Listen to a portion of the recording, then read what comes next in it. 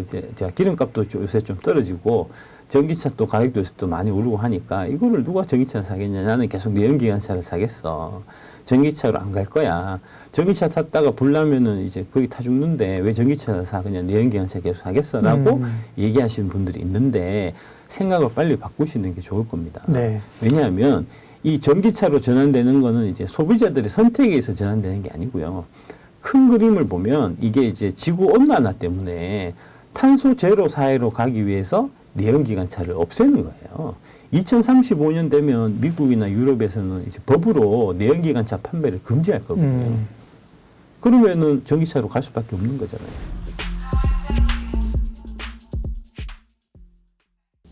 그러면 2022년의 전기차와 2023년의 전기차는 어떻게 좀 성격 규정을 한다면 어떻게 볼 수 있습니까? 예, 요거 한번 보시면 요 자료는 이제 네. SK증권의 이제 윤혁진 연구원 네. 자료인데요. 여기 보시면 예.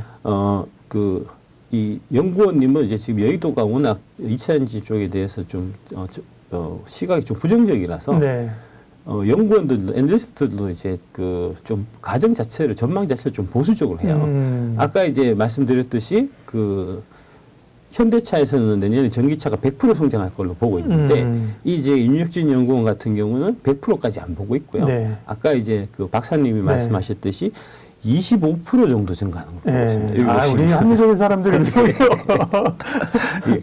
중국을 제외한 글로벌 전기차 판매량이 25% 증가하는 걸로 이제 보고 있는데 이거는 제가 봐서는 너무 지나치게 이제 과소평가하고 있는 거고 예, 그렇게 본다고 하더라도 전기차가 25% 증가하면 배터리는 52% 증가합니다. 예. 여기 나와 있죠. 52% 증가하는 걸로. 왜 그러냐면 미국 시장이 하드캐리하기 때문에 미국에 들어가는 픽업 트럭이나 이제 대형 SUV 같은 경우는 대량 탑재되는 이제 배터리 용량이 뭐 픽업 트럭 같은 경우는 이제 포드 F150이 131kWh가 들어가고요. 지금 GM의 실버라도 이제 픽업 같은 경우는 200kWh가 들어가거든요. 그 한 대를 팔면 테슬라 모델 3 2대, 3대 파는 거하고 똑같아요.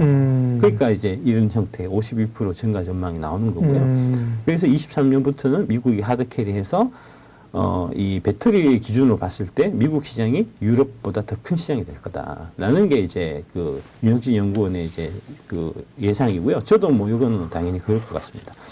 그 다음에 이제 22년이 배터리 산업이 되게 좋았다라고 이제 생각하시지만 사실은 안 좋았습니다. 아, 그래요? 무슨 의미예요? 여기 보시면 22년도에 그 이 전기차 이 생산 증가량이 중국을 제외하고 보면 16% 증가에 그쳤어요. 우리는 이제 중국하고는 사실 관계 없는 그 산업이기 때문에 중국인 안 들어가기 때문에 유럽하고 미국 시장만 사실 우리 시장이거든요. 그렇게 보면은 사실은 전기차 시장은 16%밖에 성장 안 했는데 내년은 그럼 25% 성장하면 성장 자체가 더 증가하는 거잖아요. 그런데도 불구하고 이제 올해 그 배터리나 양극재 같은 경우에 이 그 주가가 좋았던 게 피가 올라서 그렇습니다. 가격이 이제 원자재 가격 특히 리튬 같은 것들이 많이 올라서 가격 전이하면서 단가가 올라갔고 그래서 좋았던 거고. 근데 반면에 이제 이 판매량이 별로 안 는 상태에서 이제 그 가격이 안 늘었던 소재가 있을 거잖아요. 대표적으로 동박이나 분리막이나 이런 것들이 이 실적이 안 좋았고. 그래서 사실 2차 전지 내에서 이제 그래서 이제 분류가 뭐라 그러죠? 이렇게 줄서기가 나왔던 거네요. 그렇습니다.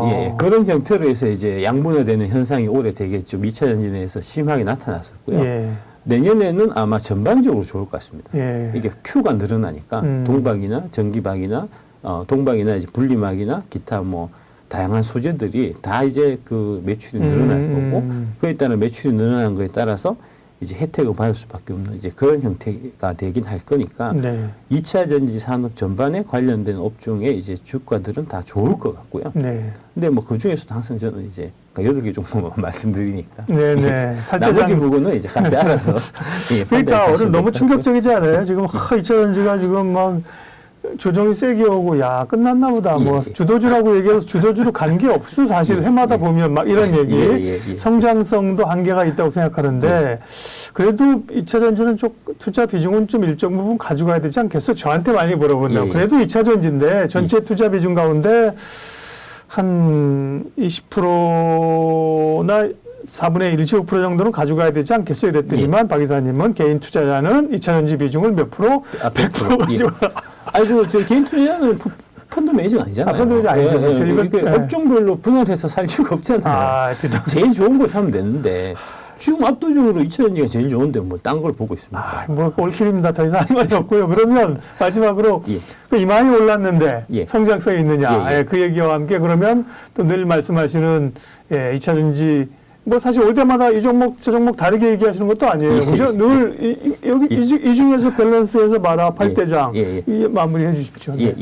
먼저 이제 꼭 기억하셔야 될 부분이 100배 오를 주식은 10배 올라도 비싸지 않고 열토막 날 주식은 반토막 났어도 싸지 않은 겁니다. 그러니까 착각하시는 게 이게 고점 대비해서 50, 60 빠졌으니까 싸다라고 생각하시거든요. 싸다고 생각하죠. 네. 그건 싼 거 아닙니다.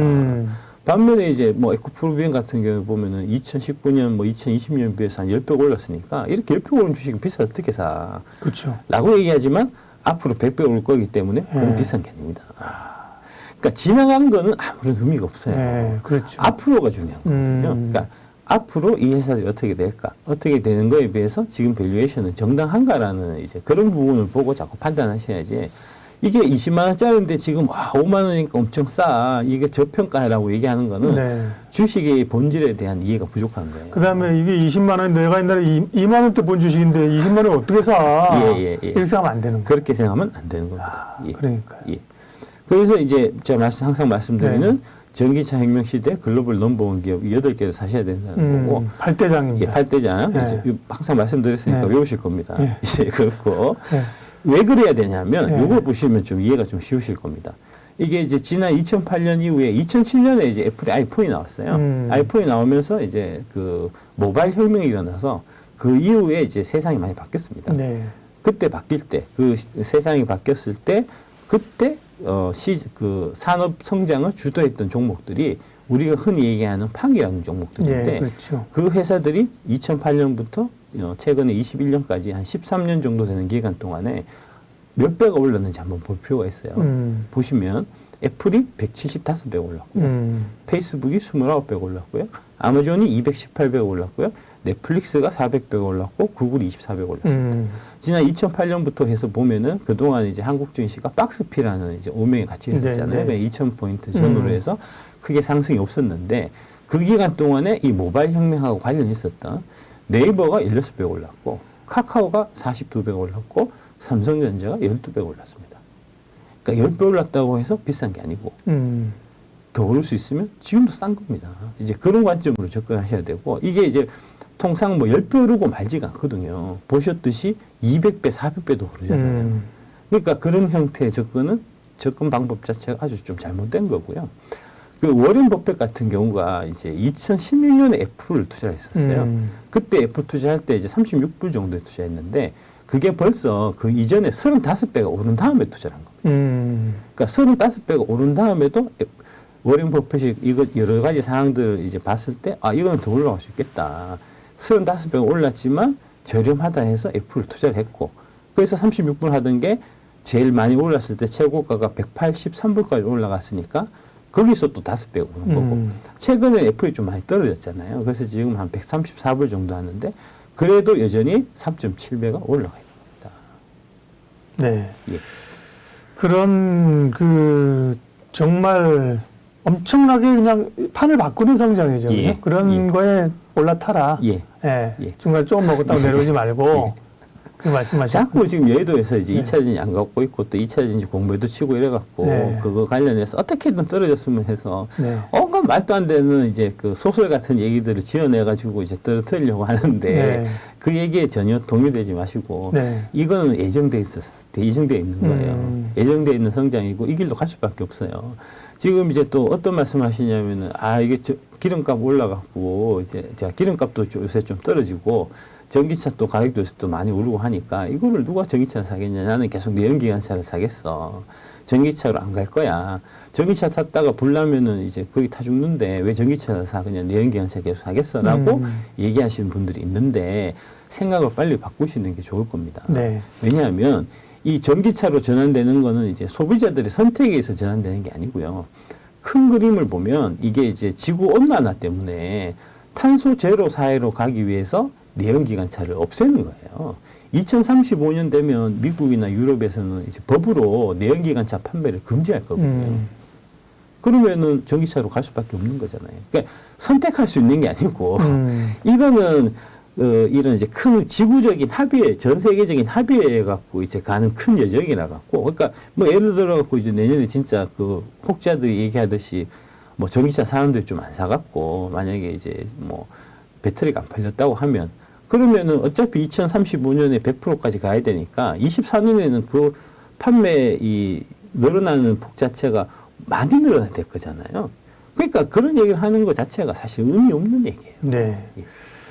할 얘기 많지만 조금 남겨놓겠습니다. 예. 새해에도 또 2차 전지에 대해서 예. 우리 2차 전지 전도사님 박순혁 이사님과 말씀 나눠야 되겠고요. 예. 제가 얻은 인사이트는 그거예요. 예를 들면 2차 전지 좋다. 그리고 오실 때마다 이때는 소형주 가운데 요 종목. 그 다음에 다른 종목 없어요? 이 종목. 다른 거 없어요? 그렇지 않잖아요. 그죠?